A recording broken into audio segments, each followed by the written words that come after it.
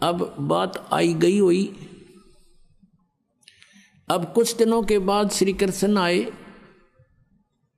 श्री कृष्ण से बताया द्रौपदी ने कि भगवान आपने बड़ी इज्जत रखी, मैंने आपको याद किया, क्योंकि गुरु को याद किया जाता है, और आपने मेरी इज्जत रख दी। और कृष्ण जी को पता भी को नहीं कि हो गया कहानी हुआ।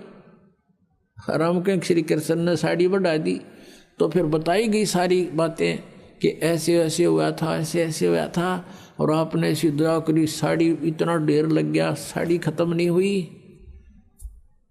अब भगवान श्री कृष्ण पिछले जन्म का भी साधक था और उनकी भी दिव्य दृष्टि काम करे थी। अपनी दिव्य दृष्टि से श्री कृष्ण ने देखा कि ओहो, तो द्रौपदी ने पूछा कि गुरुवर मुझे किस पुण्य का फल मिला ये। तब श्री कृष्ण ने अपनी दूरबीन से देखा, दिव्य दृष्टि से देखा, उसके प्रारब्ध में झांक के। ये तो आम आदमी देख लेते थे, पहले इतनी अच्छी आत्मा होती थी।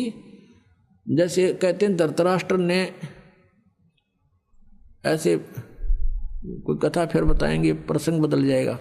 तो अब उसने देखा कि द्रौपदी तूने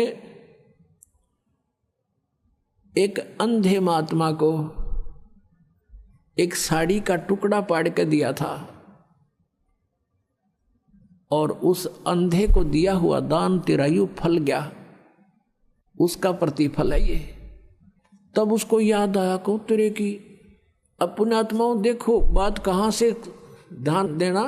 जब वो साड़ी पाड़ रही थी, अपनी राजा की लड़की अपनी साड़ी को फाड़ फाड़ कर डाल रही थी, तो उस समय वो अपनी नौकरानी को भी कह सकती थी कि तू एक साड़ी का टुकड़ा पाड़ के डाल दे महात्मा को, और नौकरानी तुरंत पाड़ के डाल देती। उसको पता था कि राजा की लड़की है, जाते चार देगी तेरे तई नए नए बढ़िया साड़ी। लेकिन नहीं, इतना ज्ञान दिया जाता था बच्चों को कि मैं रोटी खाऊंगा मेरा पेट भरेगा, मैं दान करूंगी तो मुझे मिलेगा, उसको इतना भी मालूम था। तो इसको कहते हैं लूट सके तो लूट ले, राम नाम की लूट।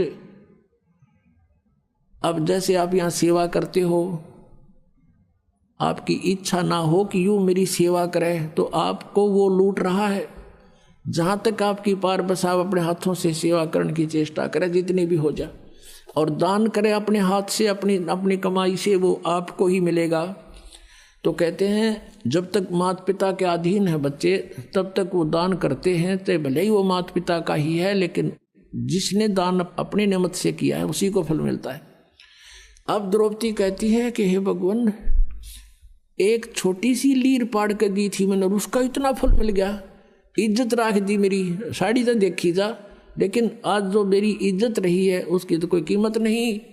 तब कहते हैं कि एक लीर के कारण मेरे हो गए चीर अपार, जब मैं पहले जानती तो सबके में देती वार। इसे महापुरुष को और एक इतना दान करने से आज मेरी इतनी इज्जत रही है, यदि मुझे पहले पता लग जाता तो ना जाने क्या न्यौछावर कर देती उस महापुरुष के लिए। तो पुण्यात्माओं, परमात्मा को पता था कि इसका और कोई ऐसा संस्कार नहीं है जहां उस समय इसकी रक्षा हो सके। नाम इसने ले नहीं रखा, क्योंकि तो रानी बन गई, अंडी पाकेगी, और जब दुर्गति होगी, जब भगवान याद आता है, तो इसे दयालु है परमात्मा, ये पहले ही प्रबंध करा देते हैं और कहते हैं गैल गैल लग गया फिर जब लग धरती आकाश।